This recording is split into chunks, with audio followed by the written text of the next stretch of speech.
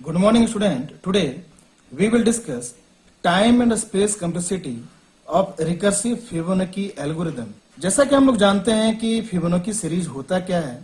Fibonacci series में जो है देखिए यहाँ पर नंबर ऑफ टर्म्स जो है ये रिप्रेजेंट कर रहा है 0, 1, 2, 3 ये नंबर ऑफ टर्म्स है और जो वैल्यूज है वो 0 टर्म में 0 है हमारे पास और 1 टर्म में हमारे पास 1 है और सेकेंड टर्म जो है इसे कैलकुलेट करने के लिए प्रीवियस 2 टर्म को हम लोग ऐड किए हैं तो हमें मिल रहा है 1 और थर्ड टर्म को निकालने के लिए हम लोग प्रीवियस 2 टर्म यानी 1 and 1 को जब हम ऐड किए हैं तो हमें मिल रहा है 2। फोर्थ टर्म को सिमिलरली प्रीवियस 2 टर्म्स के एडिशन के हेल्प से हम निकाले हैं यहाँ पे 3, 2 and 1 ऐड किए हैं तो 3 हमें मिला है।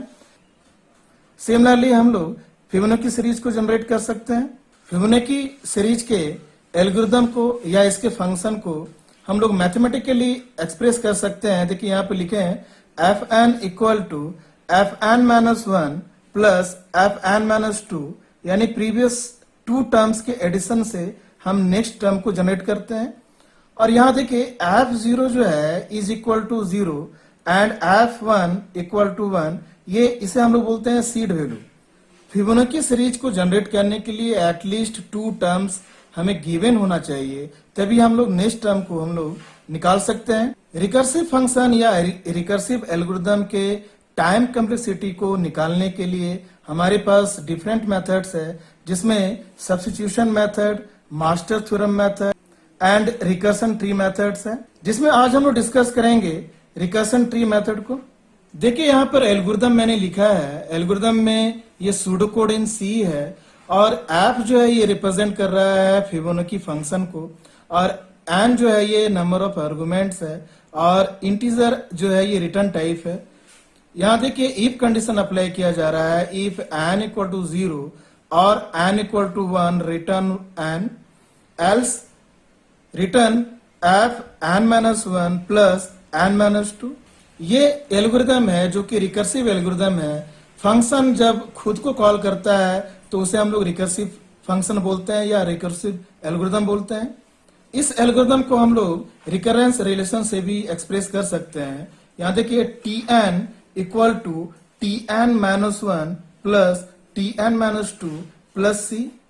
इसका क्या मतलब है? इसका बेसिक मतलब यह है the time taken to calculate fn is equal to the sum of time taken to calculate fn-1 and fn-2।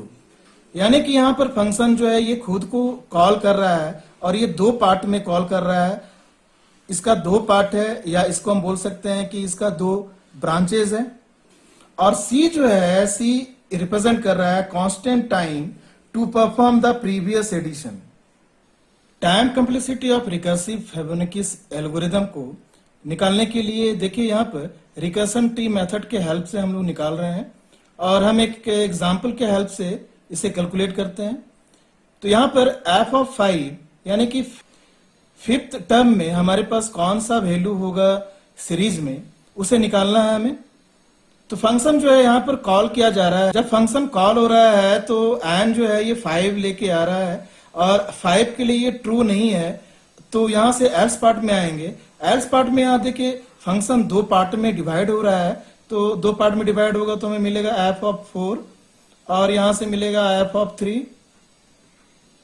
ठीक है, फिर ये फंक्शन खुद को कॉल करेगा। जब ये फंक्शन खुद को कॉल करेगा तो फिर यहां से हमें मिलेगा f(3) और यहां से मिलेगा f(2). f(3) खुद को कॉल कर रहा है और 3 जो एज एन आर्गुमेंट यहां बन के आ रहा है। तो n जो है ये 0 के बराबर नहीं है और ना ही ये 1 के बराबर है तो हम एल्स पार्ट में आएंगे और यहां से ये फिर 2 पार्ट में टूटेगा तो हमें मिलेगा पहला पार्ट n-1 यानी कि 2 और यहां पर हमें मिलेगा 1। फिर से ये फंक्शन कॉल करेगा और ये 2 पार्ट में टूटेगा तो हमें मिलेगा f(1) and function 0।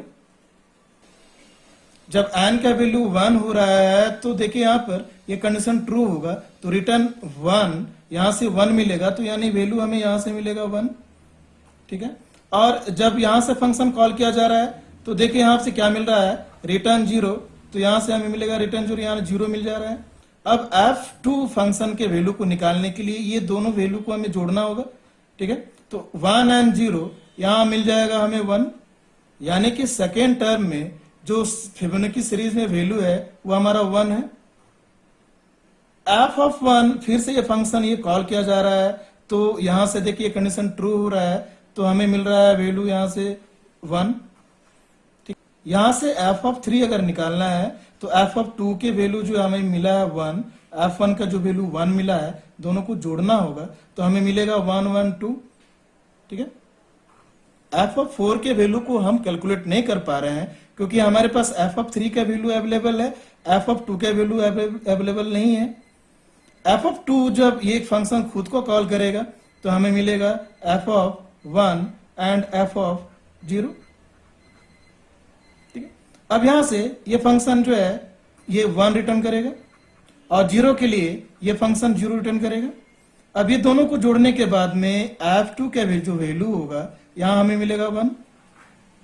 f of 4 के वैल्यू को कैलकुलेट करने के लिए देखिए यहां पर f ऑफ 3 हमारे पास अवेलेबल है 2, f ऑफ 2 जो है ये भी अवेलेबल है। इस दोनों वैल्यू को अगर हम जोड़ देंगे तो हमें मिलेगा यहाँ पर 3, यानी कि फोर्थ टर्म में फिबोनाची सीरीज में जो वैल्यू हमें मिलेगा वो हमें मिलेगा 3। सिमिलरली अभी f5 के वैल्यू को हम कैलकुलेट नहीं कर सकते हैं क्योंकि f4 का वैल्यू तो हमें मिल चुका है, लेकिन f3 का वैल्यू हमें नहीं मिला है। इसलिए f3 जब फंक्शन खुद को कॉल करेगा तो n का वैल्यू जब ये 3 लेके आएगा तो ये n equal to 0, n equal to 1, ये कंडीशन फॉल्स है, तो यहां से ये फिर दो पार्ट में टूटेगा, तो हमें मिलेगा f ऑफ 2 और यहां से मिलेगा f ऑफ 1, और फिर यहां से ये दो पार्ट में टूटेगा f ऑफ 1 और यहां से मिलेगा f ऑफ 0, ठीक है। f ऑफ 1 के लिए जो वैल्यू हमें मिलेगा यहां पर रिटर्न होके वो मिलेगा 1, और f ऑफ 0 के लिए जो वैल्यू हमें रिटर्न मिलेगा वो मिलेगा 0। अब f ऑफ 2 का वैल्यू हमें मिल जाएगा 1 एंड 0, यहां मिल जाएगा 1, यानी कि सेकेंड टर्म में जो हमारे पास वैल्यू है सीरीज में वो है 1, ठीक है। और यहां पर जो वैल्यू रिटर्न होगा ये मिलेगा 1, ठीक है।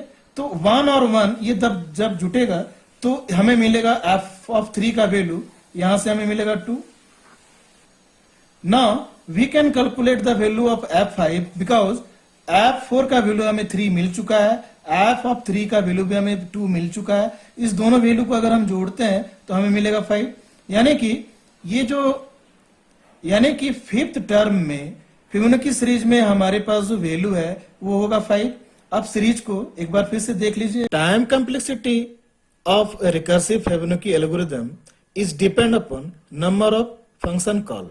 तो जैसा कि यहाँ पर रिकर्सन ट्री हम लोग जनरेट किए हैं, तो रिकर्सन ट्री में देखिए यहाँ पर f5 जो है जब फंक्शन को कॉल किया जा रहा है तो ये रूट ऑफ द ट्री है और इसे हम लोग 0 लेवल बोलेंगे, और नेक्स्ट जो है ये फर्स्ट लेवल है, और इसके बाद जो है ये लेवल जो है इसे सेकेंड लेवल बोलेंगे, ठीक है।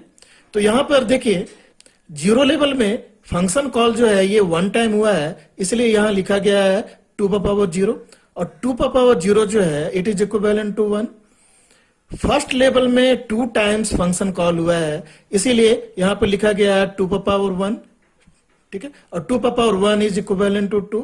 सेकेंड लेवल में फंक्शन जो है वो 1 2 3 4 टाइम्स कॉल हुआ है, इसीलिए यहां लिखा गया 2⁻2। थर्ड लेवल में जो फंक्शन कॉल हुआ है देखिए यहां पर 1 2 3 4 5 6 ये 6 टाइम हुआ है।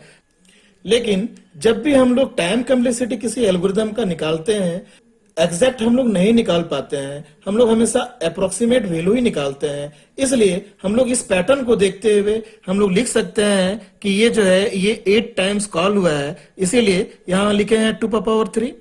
एंड सिमिलरली लास्ट लेवल जो है फोर्थ लेवल में अगर हम देख रहे हैं तो नंबर ऑफ कॉल्स जो है ये 2 टाइम्स ही है, लेकिन पैटर्न को फॉलो करने के लिए हम लिख रहे हैं 2⁻4।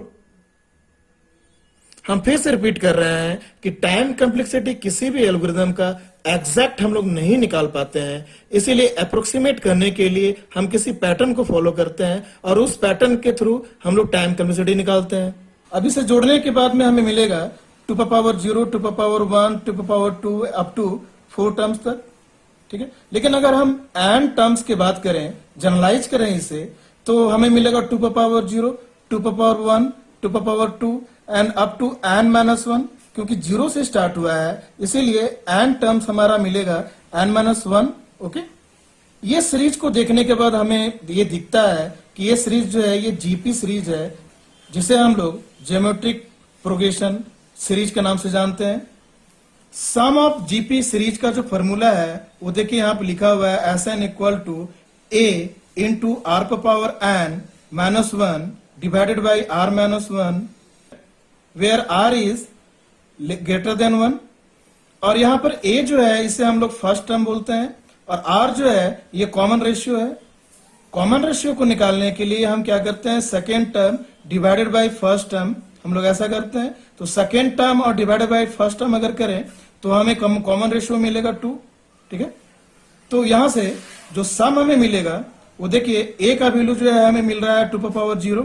ठीक है, और 2 पावर n यानी r जो है ये तो 2 है, तो 2 पावर n माइनस 1, r जो है यहाँ पर वैल्यू 2 है तो 2 माइनस 1, तो ये वैल्यू मिल रहा है 1।